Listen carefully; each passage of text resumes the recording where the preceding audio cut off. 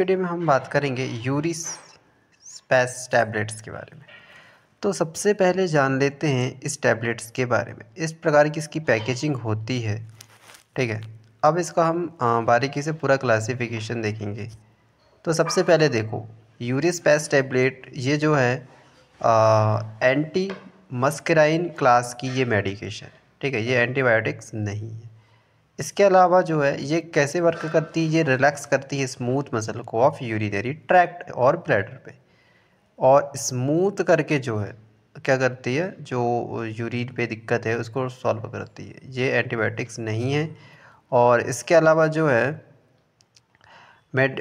इस पे जो है मेडिसिन और सॉल्ट कॉम्पोजिशन की बात करें तो इसमें फ्लॉक्जेट और हाइड्रोक्लोराइड होता है 200 मिलीग्राम का। फ्लॉक्जेट इज द एंटीकोलिनर्जिक ड्रग होता है with the anti muscarinic effect. इसके अलावा जो है it have the muscle relaxant property होती है इसकी बेसिकली यूज। और बेसिकली इसकी बात करें तो flavoxate is specially use to treat the over reactive bladder के लिए इसका उपयोग किया जाता है, और इनेबिलिटी टू कंट्रोल यूरिनेशन, पेशाब को नियंत्रित करने में असमर्थता हो, इसके लिए भी इसका उपयोग होता है। To relieve the urinary frequency, to relieve the urinary urgency, to relieve the uncontrollability frequent urination के लिए भी इसका उपयोग करते हैं। अब हम इसकी बात करते हैं कि भाई इसके और भी उपयोग, जैसे कि यूरिनरी ब्लैडर पे स्पाजम हो जाए, मूत्राशय की मरोड़ आ जाए, control urine frequency and urgency dysuria वगैरह हो जाए, या लोअर यूरिनरी इन्फेक्शन हो जाए, या फिर इसके अलावा पेनफुल और डिफ़िकल्टी हो यूरिनेशन में, या डिफिकम्फर्टेबल फील हो, या बर्निंग सेंसेशन हो, इस सभी में इनका काम हम करते हैं। अब हम बात कर लेते हैं दोस्तों इसके डोसेस की।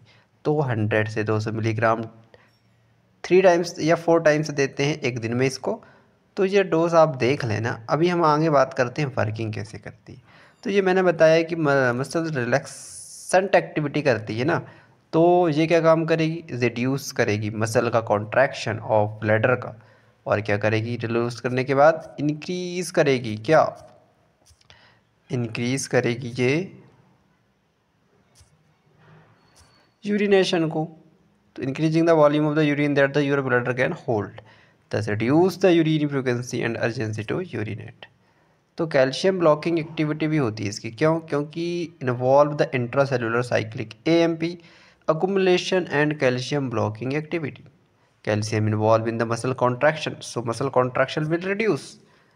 ड्राइनेस इन माउथ इसका साइड इफेक्ट है, drowsiness, eye pain, nausea, vomiting, blurred vision, ये सारे के सारे इसके साइड इफ़ेक्ट है, ठीक है। Increase sensitivity of the I of light, ये सारे के सारे इसके जो है साइड इफ़ेक्ट होते हैं।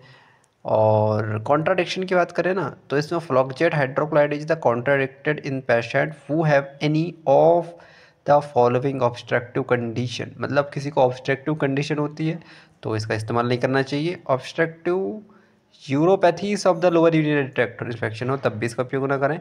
पायलोरिक या डुडेनल ऑब्स्ट्रक्शन हो, या फिर ऑब्स्ट्रक्टिव इंटेस्टाइनल लीजन हो, या फिर ऑब्स्ट्रक्टिव इलियस हो, या एक्लेसिया हो, या गैस्ट्रोइंटेस्टाइनल हेमरेज भी हो, तो भी इसका उपयोग नहीं करना। There are no control data in human pregnancy. Pregnancy की बात करें ना, तो प्रेगनेंसी पे इसकी वार्निंग है कि भाई कब नहीं देना चाहिए। मतलब इसका there are no control data in human pregnancy. और यूएसए एफडीए के अनुसार देखें तो प्रेगनेंसी में कैटेगरी बी की टैबलेट है ये, और एनिमल रिप्रोडक्शन स्टडीज में शो हुआ कि no risk to the foetus, में कोई रिस्क नहीं होता इसका।